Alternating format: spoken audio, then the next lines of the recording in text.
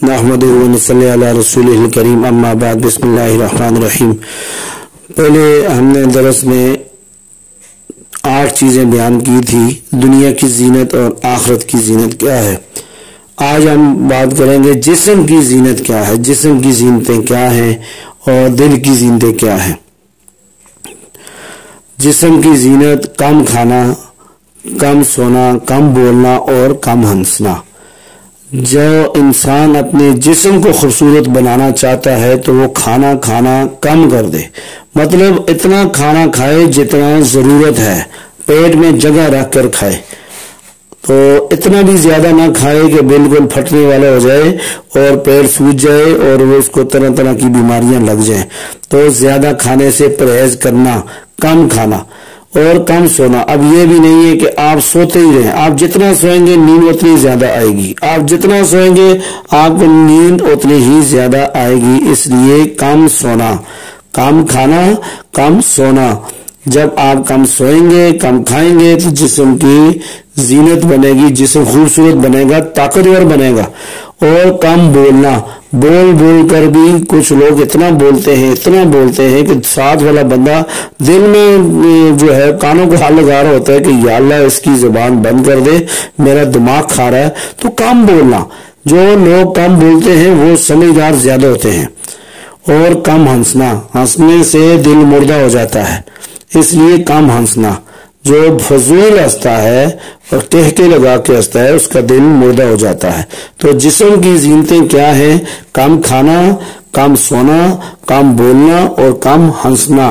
یہ 4 کام کر لیں، آپ کی زندگی بھی انشاءاللہ لمبی، آپ کے جسم میں بھی طاقت اور آپ کے جسم کی زینت بھی یہ چیزیں بنیں گی اگر ان 4 چیزوں پر عمل کیا جائے۔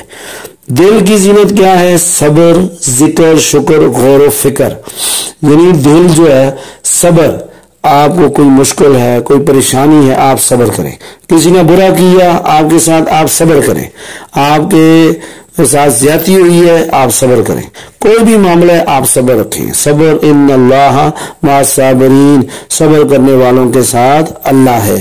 ذکر، اللہ کا ذکر ہر وقت اتنا ذکر کریں کہ لوگ آپ کو دیوانہ اور مجنون کہنا شروع کر دیں۔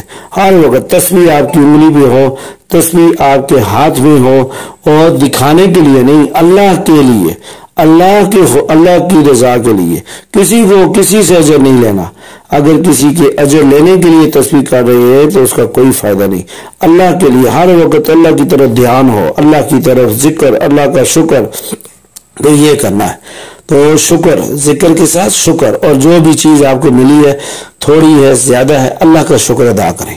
آپ اکثر دیکھیں گے دنیا میں اگر ایک بندہ سائیکل پہ ہوتا ہے، اللہ اس کو موٹر سائیکل دیتا ہے تو پھر وہ شکر ادا نہیں کرتا، وہ کہتا ہے کہ اللہ مجھے گاڑی بھی عطا فرما دے۔ اور وہ گاڑی، اگر گاڑی مل جاتی ہے تو گاڑی کے بعد وہ کوئی ہیوی گاڑی کی طرف ہو جاتا ہے، پھر کبھی کوٹھیوں کی طرف ہو جاتا ہے۔ اگر کوٹھی مکان لیا ہے، 4 کمروں والا ہے، 2 کمروں والا ہے، تو پھر وہ اس کی خواہش ہوتی ہے کہ اب مجھے 8 کمروں والا مل جائے، اب مجھے اس سے بھی بڑا مل جائے۔ تو یہ جتنا ملا ہے شکر ادا کریں، بس شکر، اس سے آگے نہیں بڑھنا۔ یا اللہ تو نے جو دیے شکر، آپ کا کام ہے شکر ادا کرنا، اللہ اور دے گا۔ لئن شکرتم لازیدنکم، نعمتوں کو شکر ادا کرنے سے نعمتوں میں اضافہ ہوتا ہے۔ تو شکر ادا کریں، اللہ پہ یہ نہ کہا کریں کہ یہ میں مجھ سے آگے ہو گیا، میں پیچھے رہ گیا، نہیں۔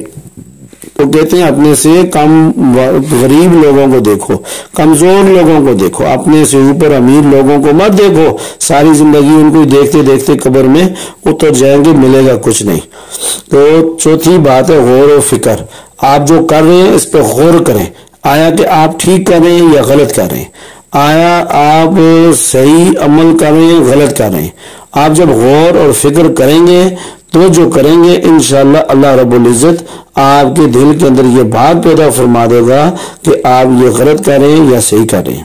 تو یہ انسان کی زینتیں ہیں جسم کی اور دل کی، کہ خلاصہ سن لیں، جسم کی جو زینت ہے کم کھانا، کم سونا، کم بولنا، کم ہنسنا، اور دل کی جو زینت ہے صبر، ذکر، شکر، غور و فکر۔